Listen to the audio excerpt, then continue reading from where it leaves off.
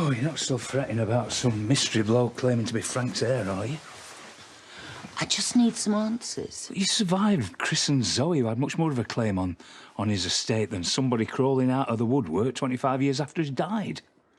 So you think it's just a hit and hope? Yeah. I don't know why it worries you so much. Because someone put a white rose on Frank's grave yesterday, which means they must have come to the village to do that. But that doesn't prove anything. Except they're going out of their way to mess with my head. And Caleb seems to think that it'd be good to deal with them first before pushing ahead with the stud farm. You've always got what you want in life. That's not going to change. Yeah. And now I'm really close to getting the icing on the cake. From stable girl to this. I reckon that's a record I could be proud of. You're a winner. Exactly.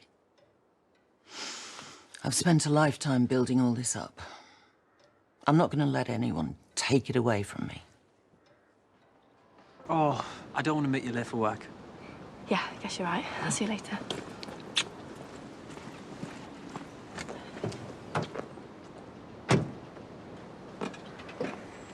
All right?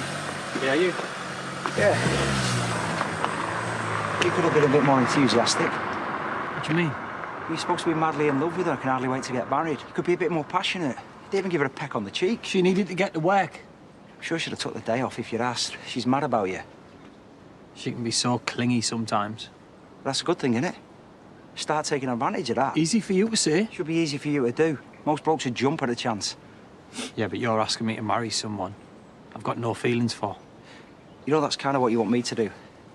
Expecting me to stay with your mum when there's nothing between us anymore. I still think you and Mum could get back together if you really tried. That is not going to happen, Nicky. But I still dumped Layla for you because you didn't want anything getting in the way of the plan. Look, right. The quicker you and Gabby set a wedding date, the quicker we get all of the Tate money. And I can afford to keep up the house that your mum lives in. So do it for her, if you can't do it for me. What's she doing here? I don't know.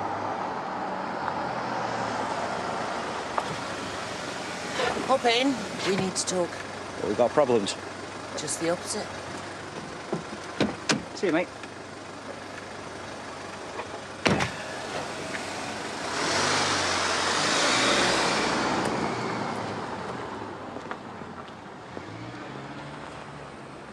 Sorted as quickly as we can.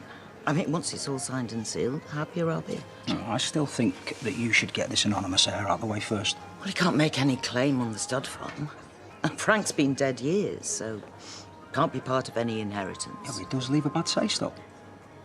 I'm surprised your solicitor hasn't shut him down by now. They don't seem to think any action's needed yet. Well, my solicitor reckons you should nip it in the bud before rumours start spreading. But he's one of the best corporate lawyers in the country. You should speak to him. I don't see why this matters so much to you. I'm the one risking my money, not you. I'm just trying to help you, Kim. It's a bit of friendly advice. It's simple. What's going on? Caleb's trying to get us a better deal on the stuff we're buying from the stud farm. Thought that were all done and dusted. So did I. But he's confident he can still make some savings. Seems to think he's got something to prove.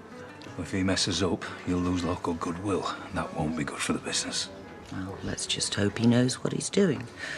If not, it'll be a very short partnership. Well, that's great. It's a pleasure doing business with you. Bye now. All right, Will. So, how did it go? I got the price down by 14 grand.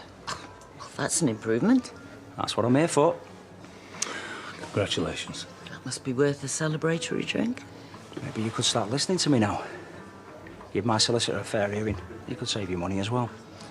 I'll see what they've got to offer. Second opinion never hurts.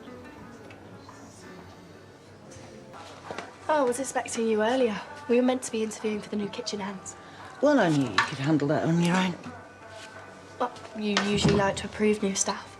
Well, I was sure you'd make the right choices. And I had to fit in an emergency meeting. What's the emergency? What's wrong? Well, nothing yet. In fact, the meeting was to make sure that nothing could go wrong. Protecting our assets. I didn't realise that they were in danger. They're probably not, but it's always better to be safe than sorry. And I was a little concerned about Frank's so-called heir crawling out of the woodwork. I thought your solicitor had dealt with that. So did I, but Caleb wasn't impressed with him, so he suggested I talk to his firm. Oh, so that was who you were meeting. And are you going to use them? I'm thinking about it. I was quite interested in what they had to say. Some of the precautions they're suggesting would mean making changes here. What changes? Sorry, am I interrupting something? Gabby and I were in a business meeting, but I need to deal with this now. What was all that about? She said something about making sure our assets are safe. Sounds intriguing. What does that mean? Oh, I wish I knew.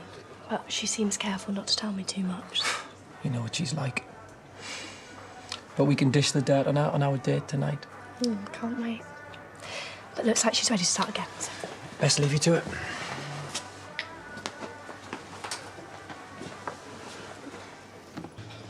Anyway, I thought you were more interested in your date tonight. No, I take my job here very seriously, Kim. And if you're going to be making changes, then I want to have my say about them. Okay. Well, in terms of the day-to-day running of the place, everything's going to stay the same. So there's nothing for you to worry about. Well, it depends what the changes are. Like I said, it's just legal.